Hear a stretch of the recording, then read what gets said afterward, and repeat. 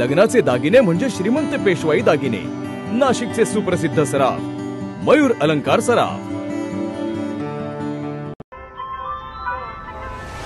ताज्या बातम्यांसाठी नाशिक न्यूजच्या YouTube चॅनलला सबस्क्राइब करा आणि बेल आयकॉनला प्रेस करा।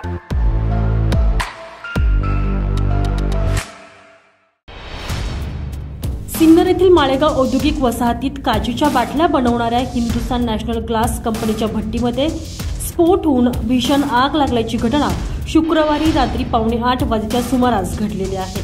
कंपनी व्यवस्थापनाने प्रसंगावधान राखत दुसऱ्या शिफ्टमध्ये काम करणाऱ्या 200हून अधिक कामगारांना सुरक्षितरित्या बाहेर काढलं, त्यामुळे कुठल्याही प्रकारची जीवितहानी झालेली नाहीये।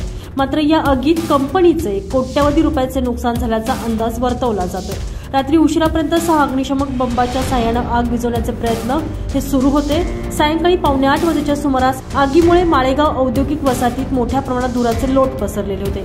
कंपनीच्या प्रवेशद्वारापासून 500 मीटर अंतरावर 650 टन क्षमतेची ही भट्टी असून त्याची मुदत संपल्याची कामगारांमध्ये चर्चा आहे। काचेच्या बाटल्या बनवण्यासाठी कच्चा माल तयार करण्यासाठी हा भट्टीचा वापर केला जातो। तर रात्री 7:45च्या सुमारास भट्टीमध्ये गळती होऊन भीषण आग लागली। दरम्यान भट्टीपासून अगदी 1000 मीटर अंतरावर असलेल्या LPG आणि इतर गॅसच्या टाक्यांपर्यंत आग पोहोचू नये यासाठी व्यवस्थापनासह अग्निशामक दलाच्या जवानांचे शर्थीचे प्रयत्न हे सुरू होते। नाशिक महानगरपालिका, सिन्नर नगरपालिका, MIDC, नाशिक अग्निशामक विभाग आदी 6 बंबांच्या साह्याने रात्री उशिरापर्यंत आग विझवण्याचे शर्थीचे प्रयत्न हे सुरू होते। सुदैवाने या घटनेत कुठलीही जीवितहानी झाली नसली तरी कंपनीचे कोट्यवधी रुपयांचे नुकसान झालेले आहे।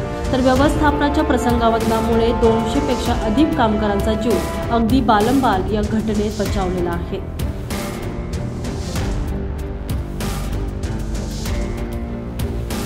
शंतनू कोरडे, नाशिक न्यूज, सिन्नर।